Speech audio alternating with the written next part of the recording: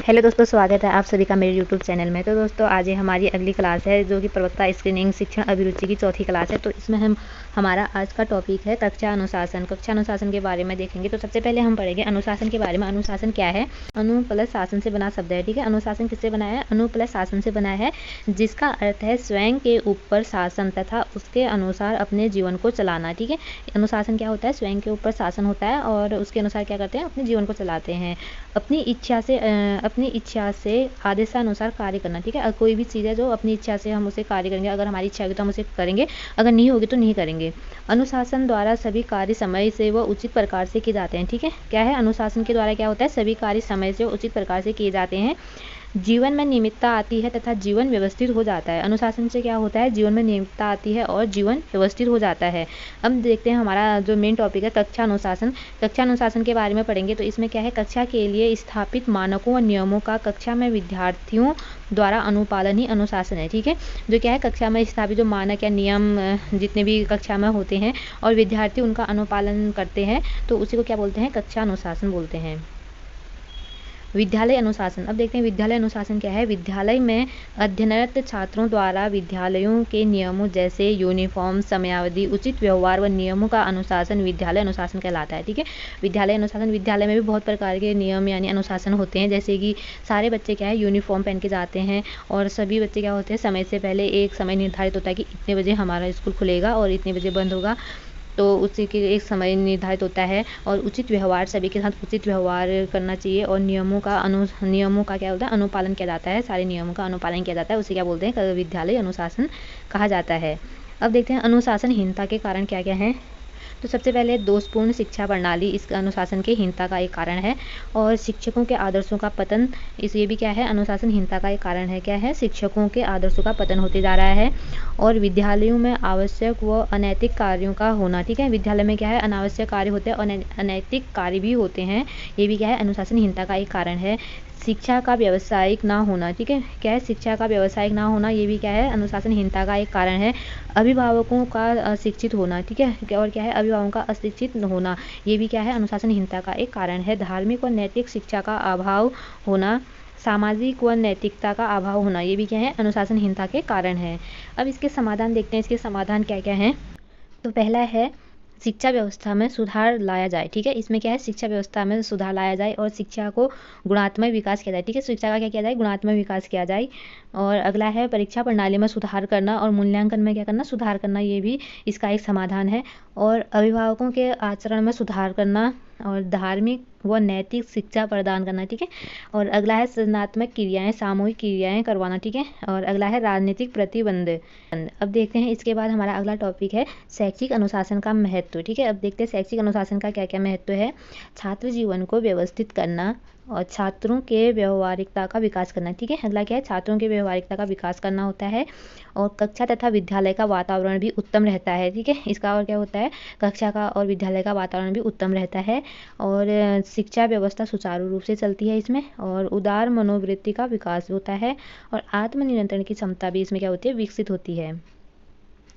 अगला है अनुशासन को प्रभावित करने वाले कारक, ठीक है। अनुशासन को कौन कौन सी चीज़ें प्रभावित करते हैं वो देखते हैं। क्या है? शिक्षक व्यवहार एवं व्यक्तित्व, यानी शिक्षक का व्यवहार कैसा है और उसका व्यक्तित्व कैसा है, ये चीज़ें भी क्या करती हैं? अनुशासन को प्रभावित करती हैं। और पाठ्यक्रम है और कक्षा व विद्यालय का वातावरण, यानी कक्षा कैसी है और विद्यालय का वातावरण कैसा है, ये सब चीज़ें भी क्या करती हैं? अनुशासन को प्रभावित करती हैं।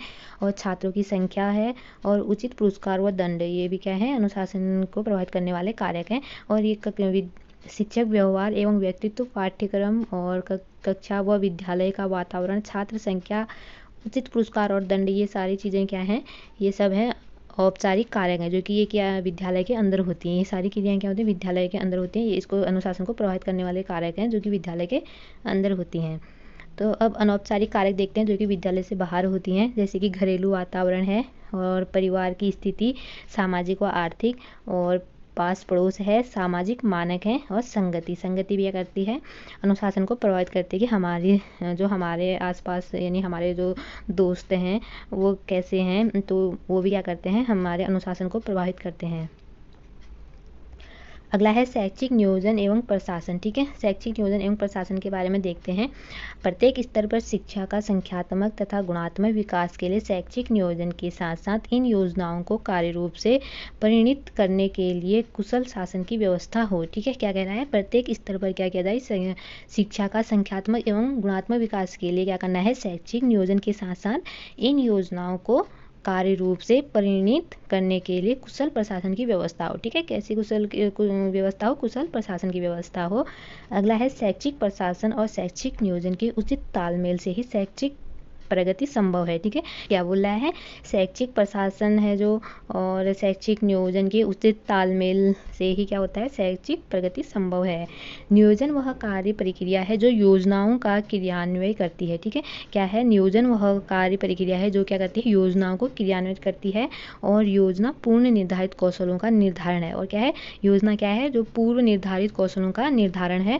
अब देखते हैं नियोजन। नियोजन क्या है, नियोजन विकल्पों का चयन और संभावित परिणामों की कल्पना और संगठन किसी व्यक्ति के प्रति वांछित होता है। ठीक है, उसके बाद अगला है शैक्षिक नियोजन के प्रकार। तो इसमें देखते हैं कौन कौन से हैं। स्वतंत्र नियोजन, उद्देश्य युक्त नियोजन, दीर्घकालीन नियोजन, अल्पकालीन नियोजन, स्थिर नियोजन, गतिशील नियोजन, क्षेत्रीय नियोजन और संस्थागत नियोजन, प्रशासनिक नियोजन।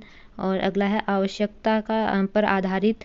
उसके बाद है साधन पर आधारित नियोजन और वित्त नियोजन और गुणात्मक नियोजन। ये क्या है, नियोजन के प्रकार हैं, शैक्षिक नियोजन के प्रकार। अगला देखते हैं शैक्षिक नियोजन की प्रक्रिया देखते हैं। तो इसमें सबसे पहले क्या है, नियोजन के लिए प्रारंभिक तैयारी। सबसे पहले क्या किया जाता है, किसी भी नियोजन, किसी भी चीज़ के लिए प्रारंभिक तैयारी की जाती है। फिर उसके बाद विशेषज्ञों द्वारा विचार विमर्श किया जाता है। तो उस चीज़ में क्या किया जाता है, फिर विशेषज्ञों के द्वारा क्या किया जाता है, विचार विमर्श किया जाता है। फिर स्मरण पत्र तैयार किया जाता है। उसके बाद क्या किया जाता है, विधानसभा अथवा सांसद की स्वीकृति। फिर उसके बाद क्या किया जाता है, विधानसभा और सांसद की उसमें क्या ली जाती है, स्वीकृति ली जाती है। फिर उसके बाद नियोजन को अंतिम रूप देना। उसके बाद क्या, ये सब प्रक्रिया करने के बाद नियोजन को अंतिम रूप दिया जाता है। फिर उसके बाद क्रियान्वयन, यानी उसके बाद उस पर क्रिया किया जाता है। फिर लास्ट में उसका क्या किया जाता है, मूल्यांकन किया जाता है। ये क्या है, शैक्षिक नियोजन की प्रक्रिया है पूरी। अगला देखते हैं शैक्षिक नियोजन के उद्देश्य देखते हैं। हम शैक्षिक नियोजन के उद्देश्य, इसमें क्या क्या है उद्देश्य, शिक्षा के विकास हेतु साधन जुटाना व तैयारी करना। ठीक है, क्या है, शिक्षा के विकास हेतु क्या करना है, साधन जुटाने हैं और उनकी तैयारी करनी है। और उद्देश्यों को परिभाषित करना व प्रभावशाली कार्यक्रम करना। ठीक है, उद्देश्यों को किया जाता है, परिभाषित किया जाता है और प्रभावशाली कार्यक्रम किए जाते हैं। उसके बाद है सांस्कृतिक, वैज्ञानिक, साहित्यिक गति से शिक्षा की भूमिका का निर्धारण करना। ठीक है, क्या है, इसमें सांस्कृतिक है, वैज्ञानिक है और साहित्यिक है। तो इसमें क्या कहता है, गति से शिक्षा की भूमिका का क्या कहता है, निर्धारण किया जाता है। अगला है प्रशासन। प्रशासन के बारे में देखते हैं। यह एक ऐसी प्रक्रिया है जिसके अंतर्गत उपलब्ध मानवीय एवं भौतिक साधनों का प्रयोग संगठन के उद्देश्यों को प्रभावशाली ढंग से प्राप्त करने हेतु किया जाता है। तो क्या है, यह एक ऐसी प्रक्रिया है जिसके अंतर्गत क्या किया जाता है, मानवीय और भौतिक साधनों के प्रयोग का संगठन एवं उद्देश्यों को प्रभावशाली ढंग से किया जाता है, प्राप्त किया जाता है। उसके बाद शैक्षिक प्रशासन देखते हैं। क्या है, शिक्षा के क्षेत्र में लगे व्यक्तियों का विकास करते हुए संसाधनों के अधिकतम उपयोगों द्वारा शिक्षा के लक्ष्यों को प्राप्त किया जाता है। तो क्या कह रहा है, शैक्षिक प्रशासन क्या है, शिक्षा के जो क्षेत्र में लगे व्यक्तियों के विकास करते हुए संसाधनों के अधिकतम उद्देश्यों द्वारा शिक्षा के लक्ष्यों को प्राप्त किया जाता है। किसके द्वारा, शैक्षिक प्रशासन। शिक्षा प्रशासन के दो पक्ष हैं। ठीक है, क्या है, शिक्षा प्रशासन के दो पक्ष हैं। पहला है भौतिक संसाधनों का समुचित संगठन और दूसरा है मानवीय संसाधनों का प्रभावशाली ढंग से संगठन। इसके बाद शैक्षिक प्रशासन के उद्देश्य देखते हैं। क्या क्या है, शिक्षा के क्षेत्र से संबंधित प्रत्येक व्यक्ति की स्थिति एवं भूमिका का स्पष्टीकरण करना। ये क्या है, शैक्षिक प्रशासन का उद्देश्य है। क्या है, शिक्षा के क्षेत्र से संबंधित प्रत्येक व्यक्ति की स्थिति और उसकी भूमिका क्या करना है, स्पष्टीकरण। अगला है शिक्षा से संबंधित कार्यकर्ताओं को कार्य करने हेतु स्वतंत्रता प्रदान करना व प्रोत्साहन करना। इसमें क्या है, जो शिक्षा से संबंधित जितने भी कार्य किए जाते हैं तो उनको क्या कहता है, स्वतंत्र रूप से किया जाना चाहिए और उसके लिए उन्हें प्रोत्साहन करना चाहिए। अगला है उपयुक्त कार्यकर्ताओं का चयन एवं नियुक्ति। ठीक है, क्या है, उपयुक्त कार्यकर्ताओं का चयन करना चाहिए और उनकी नियुक्ति करनी चाहिए। विभिन्न कार्यों को संचालित करने के लिए वित्त व्यवस्था करता है। ठीक है, क्या है, विभिन्न कार्यों को संचालित करने के लिए क्या कहता है, वित्त व्यवस्था करता है। अगला है शिक्षा क्षेत्र से संबंधित अनेक व्यक्तियों तथा क्रियाओं के समन्वय स्थापित करना। क्या है, शिक्षा के क्षेत्र से संबंधित अनेक व्यक्तियों तथा क्रियाओं का क्या करना है, समन्वय स्थापित करना है। अगला है शिक्षा के क्षेत्र से संबंधित नीतियाँ निर्धारित करता है और योजना बनाता है तथा क्रियान्वयन करने की व्यवस्था भी समुचित करता है। तो क्या क्या कह रहा है, शैक्षिक क्षेत्र से संबंधित नियमों को क्या करता है, निर्धारित करते हैं, फिर योजना बनाता है तथा क्रियान्वित करने की व्यवस्था भी सुनिश्चित करता है। अगला है विभिन्न कार्यकर्ताओं के कार्यों निर्धारित व लागू योजनाओं का मूल्यांकन करना होता है। अगला क्या है, विभिन्न उसमें कार्य कर रहे हैं शैक्षिक प्रशासन नियोजन में, तो उसके निर्धारित एवं लागू योजनाओं का मूल्यांकन करना होता है।